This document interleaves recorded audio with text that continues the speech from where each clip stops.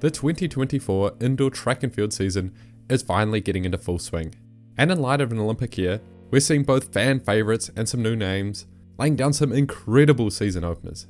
And this couldn't be more evident than this year's world leaders in the men's 60 metre. What the hell is going on? Starting off with some results we missed from last week. Noah Lyles' underwhelming opener in the 60 metre dash. The 2023 double world champ opened with a 6.63, his slowest season opener of the last 2 seasons, and it sparked some absolute hate online. Some foreshadowing, but this type of shit fuels Noah. We also saw Poland Swoboda open with an indoor world lead of 7.04 in the women's 60. This being faster than last year's opener, where she ended up a solid contender in the World Champs finals at Budapest. Across the ditch down under, Nicola Olyslagers, the 2023 bronze medalist in the women's high jump, equals last year's world lead of 2:03 for her season opener, and she did it at a local athletics meet. She's in hot form already. Also the same day, her fellow countryman Torrie ran an elite 11.10 in the 100 metres. She's aged only 19, and this made her Australia's fastest woman ever. It is summer over there after all, but another phenomenal female sprinter to add to the golden generation. Then we have the 60 metre world lead out of absolutely nowhere. Jens Fernandez running a smooth 6.48 seconds, well ahead of anyone else this year, and an incredible 0.18 seconds improvement on his 2023 personal best. That's an incredible jump, and his top end looked like it was only getting faster at the end of the race. The 100 metre this year is already looking exciting. And to finish off last week's notable results, we can't forget the Russians. They will be competing as neutral athletes at this year's Olympics. Daniel Lysenko clears 2:33 in the men's high jump, an easy world lead, and a threat to the rest of the world. I do love my Russian high jumpers. Now that we're caught up, let's get on to what really happened this week. Starting off strong, Yoshihide Kiryu from Japan opened with the 3rd fastest time of the year so far in the men's 60, 6.53 seconds. This broke Japan's national record held by Sonny Brown, who consistently shows up in the 100 metre finals at major events. No joke, Japan to win the 4x1 men's title at the Olympics this year. Revisiting the women's high jump, Yaroslava, after seeing Olyslagers' 2:03 opener a few days earlier, goes 1 centimetre higher to open with a 2:04. And she gets it! And an ecstatic reaction to boot. The women's high jump has been hitting different levels the last few years. With openers like these, we might be seeing the 36-year-old world record being challenged. Nearing the weekend, a slew of hot results pour in from more and more stars opening their seasons. Omanyala breaks the Kenyan 60 metre record with the 2nd best time in the world so far, 6.52 seconds. When it's Omanyala, you gotta ask, is this another early peak, or will he actually hold his form this year? Then we have last year's world champ silver medalist in the men's long. He opens with an easy 8.34 metres, a world lead, and only 20 centimetres off his best ever. And he did it in only 3 attempts. A very conservative but confident meet for the man. And then lastly for the 2nd of Feb, Julian Alfred smokes her opener with a 0.4 world lead in the indoor 200, 22.16 seconds, a time that would have been the 3rd fastest of 2023. Just to come back the very next day to open her 60 metre with a 7.04 seconds to equal Swoboda's world lead. The conversation of her being the best female collegiate sprinter in history has been circulating, and it's just undoubtedly facts.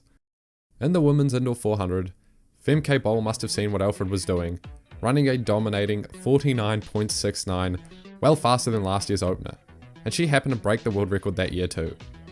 2 hours later, she would whoop ass in the 200 metre with a 22.64, a new national record. As usual, can't expect anything but domination from Bol, but it'll be exciting to see what she can do with some actual competition. The same day, young gun Mattia Furlani, a personal favourite of mine, would open, jumping to a new under-20 European record in the men's indoor long jump with 8.08 metres, hoping to see him contend at this year's Olympics. And to finish up the 3rd, another 6.48 in the 60 metre, an equal world lead, and out of nowhere again, Ray Wells Jr. I don't know where these people keep turning up, but man came out like a rocket. World leads from 2 athletes outside of the elite conversation. It's exciting to think of the absolute chaos this could cause in the men's 100. Coming to the end of the week, and the biggest meet of the year so far, the New Balance Indoor Grand Prix. The talk of this meet would be the men's 60 meter, with a lineup consisting of Lyles, Curly, Blake, Baker, and Sonny Brown, with the focus being on a Fred Curly and Noah Lyles showdown, but more so people just preying on Lyles' downfall, especially after his slow season opener. But this man knows how to use hate as a weapon. He comes out a step behind the field and chases them down in his usual fashion, demonstrating what's going to happen later this season in the 1 and 2. A massive world lead, 6.44 seconds, and a huge PB. Lyles is in form and he's letting everyone know. He's really out here telling everyone, these next few years, he's adding to his legacy. Then in the men's 60 meter hurdles, we'd see Holloway toe the line against an elite field involving Roberts and Cunningham, just for Holloway to do what he's been doing the last 10 years, dominating 60 meter hurdle races. I'm not kidding. This race was a defense of a 10-year winning streak. He hasn't lost a 60 meter hurdle race since 2014. 7.35 seconds was the time, a world lead, and a meeting record. On the women's side, Tia Jones with an underdog win against the 100 meter hurdle world record holder Tobi Amusan, and this race was excruciatingly tight. A massive personal best by 0.24 seconds and also a world lead. Olympic dreams making athletes do crazy things. A fan favourite, Gabby Thomas, also made her debut with a stunning 35.75 in the 300 meter, beating out Favro Philly. Honestly a solid opener, 0.02 from her personal best, which incidentally happens to land her number 6 all time in the event. We also got to see some good long jumping with Tara Woodhall, last year's world champ silver medalist, jumping 6.86 to beat the current world lead by a calm 1 centimeter. And lastly, in the men's 1K, we saw the second fastest time in history by the 2023 world champion in the 800 meter, the Canadian big man Marco Arop. 2 minutes, 14.74 seconds. Arop keeps getting better. It'll be exciting to see him being pushed against some faster athletes later this season. And honestly, incredible start to the year, and I'm excited to keep following along. The Noah Lyles legacy storyline continues to grow. Holloway's 10-year streak is probably the greatest in track and field history, and can Julian Alfred break up the Jamaican Richardson 100 meter predictions at this year's Olympics? Crazy to think the results will only get better as the Olympics draw closer. Let me know what you guys think of this format. I've been wanting to do a weekly series, as well as making my bigger projects on the side for a while. And there's no better time than being in season, baby. Thanks for watching.